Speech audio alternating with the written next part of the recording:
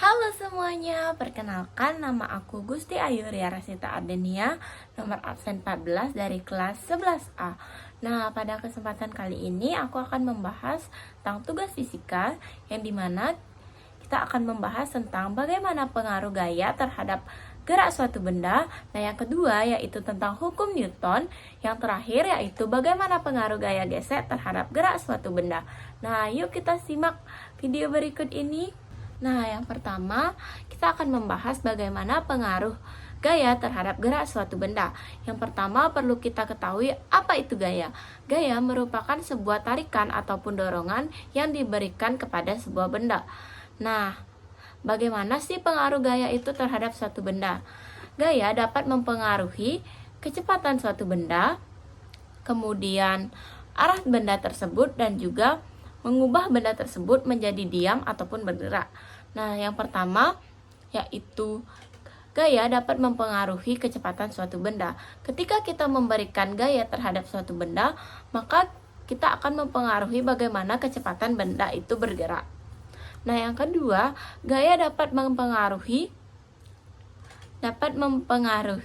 arah benda tersebut. Ketika gaya yang kita berikan tidak sesuai dengan arah benda tersebut, maka gerakan benda tersebut akan berlawanan. Nah, yang terakhir adalah gaya dapat mempengaruhi benda itu bergerak ataupun tidak. Ketika suatu benda diam, lalu kita memberikan gaya, maka benda tersebut akan bergerak.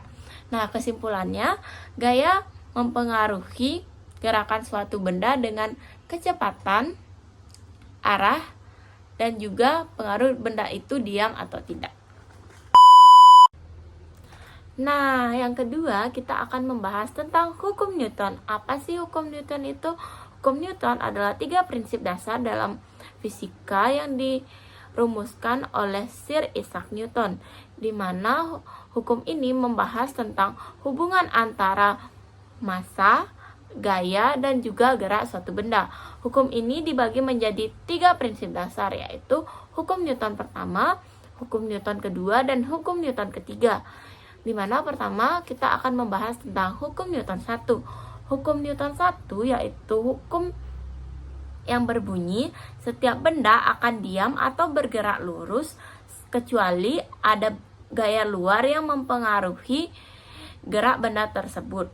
Nah, penjelasannya di mana ketika suatu benda diam ataupun bergerak secara lurus, dia akan tetap bergerak secara lurus sampai ada gaya luar yang mempengaruhi gerakan benda tersebut.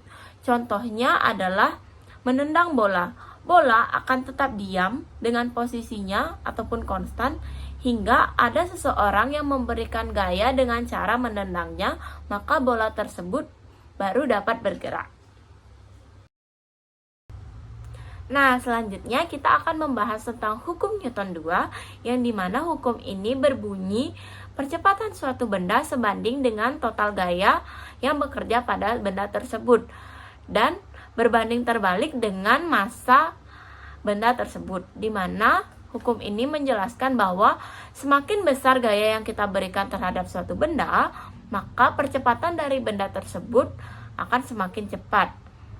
Nah, apabila benda tersebut memiliki massa yang cukup besar, maka percepatan yang dihasilkan dapat lebih kecil dari meskipun dengan massa yang sama. Dimana contohnya itu ketika kita mendorong sebuah kereta dorong, kita memberikan gaya yang cukup kuat. Semakin kuat gaya yang kita berikan, maka percepatan kereta tersebut akan semakin cepat. Nah, yang kedua itu berpengaruh dengan massa. Semisal kita memiliki 2 buah bola, saja ini sebuah bola. Bola ini memiliki massa yang lebih berat. Nah, bola yang ini memiliki massa yang lebih ringan, di mana kita memberikan total gaya yang sama. Kita melempar bola tersebut dengan total gaya yang sama, maka percepatan yang dimiliki bola tersebut akan berbeda, di mana bola yang lebih besar atau lebih berat akan memiliki percepatan yang lebih lambat dibandingkan bola yang lebih ringan akan memiliki percepatan yang lebih cepat. Nah, itulah penjelasan yang dapat saya berikan tentang hukum Newton 2. Nah, yang terakhir kita akan membahas tentang hukum Newton 3, yang dimana hukum ini berbunyi setiap aksi selalu ada reaksi yang sama besarnya tetapi arahnya berlawanan. Jadi penjelasannya itu ketika kita memberikan gaya atau aksi terhadap benda lain, maka benda tersebut akan menerima gaya yang kita berikan yang sama besarnya tetapi berlawanan arah. Nah, contohnya itu ketika kita mendorong sebuah perahu, di mana ketika kita mendayung perahu tersebut atau kita mendorong airnya ke belakang itu yang dinamakan aksi. Nah, kemudian air yang kita dorong tersebut akan memberikan gaya yang sama, di mana air mendorong perahu kita ke depan, dan itu yang disebut dengan sebuah reaksi.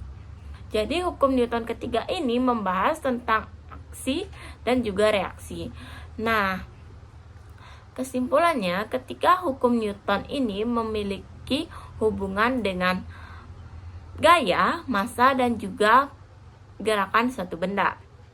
Nah, yang dimana kesimpulannya hukum Newton 1 yaitu tentang hukum kelembaban, dimana hukum ini menjelaskan tentang bagaimana benda itu mempertahankan kegerakannya, yaitu secara konstan atau benda itu diam. Nah, yang kedua atau hukum Newton 2 yaitu tentang hukum percepatan, di mana gaya mempengaruhi percepatan suatu benda. Nah, yang ketiga yaitu hukum aksi dan juga reaksi, di mana ketika kita memberikan sebuah aksi maka akan ada reaksi yang sama besarnya tetapi berlawanan arah. Nah, itu dia penjelasan tentang hukum Newton yang dapat saya berikan. Nah, yang terakhir kita akan membahas tentang gaya gesek dan bagaimana pengaruh gaya gesek terhadap gerak suatu benda. Perlu kita ketahui apa itu gaya gesek. Gaya gesek adalah sebuah gaya yang muncul ketika dua benda saling bersentuhan ataupun saling bergesekan, di mana gaya gesek ini bekerja berlawanan dengan arah gerak suatu benda tersebut.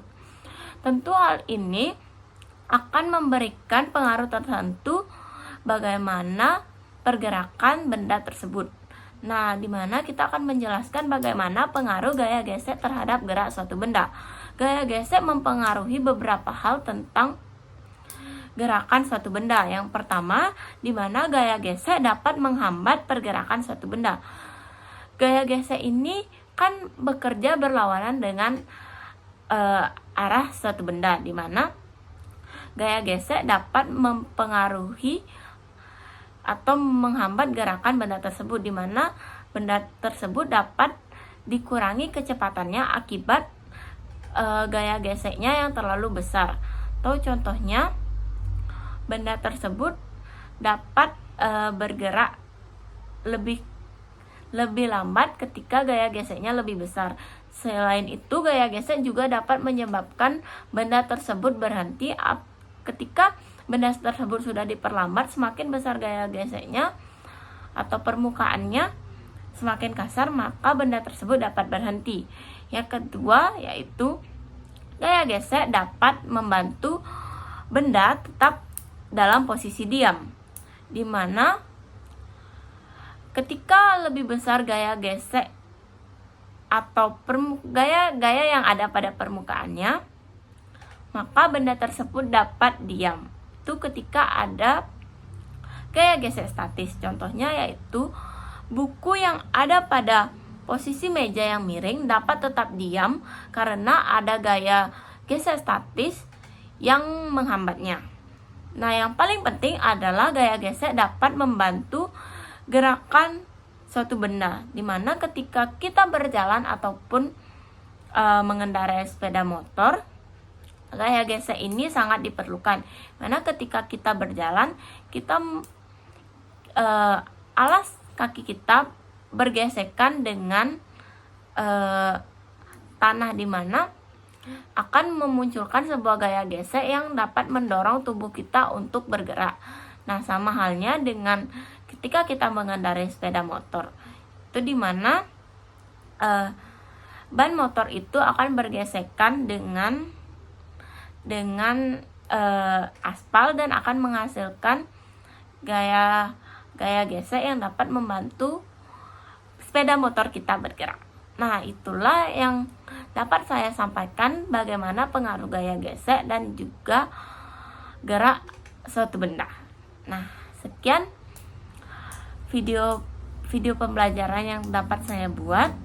Akhir kata, saya ucapkan terima kasih. Mohon maaf apabila ada kesalahan kata dan mungkin penjelasannya kurang lengkap. Ini saya ucapkan terima kasih. Om Santi Santi Om. Bye bye. Terima kasih semuanya.